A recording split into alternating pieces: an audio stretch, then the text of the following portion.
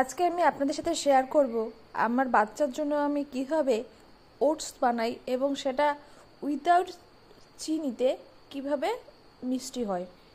তো দেখতেই পাচ্ছেন এখানে আমি সাফলার যে ওটসটা সেটা নিয়েছি।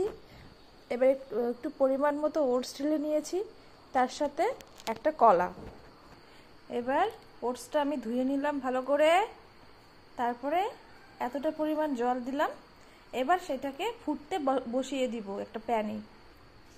এই যে আমি গ্যাস জ্বালিয়ে ওটসটা এখানে বসিয়ে দিয়েছি। যতক্ষণ না জলটা একদম কমে আসছে, ওটসটা গলে যাচ্ছে পুরোপুরি, ততক্ষণ আমি এভাবে নাড়তে থাকবো।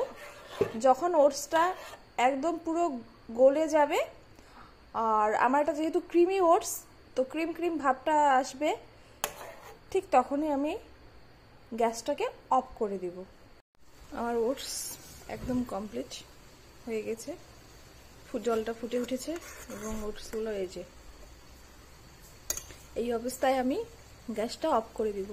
এবার আমি একটা মিক্সচার মেশিনে ওটস, কলা এবং 1 চামচ ফর্মুলা মিল্ক সুন্দরভাবে ব্লেন্ড করে নিব। ব্যাস, আমার ওটস রেডি।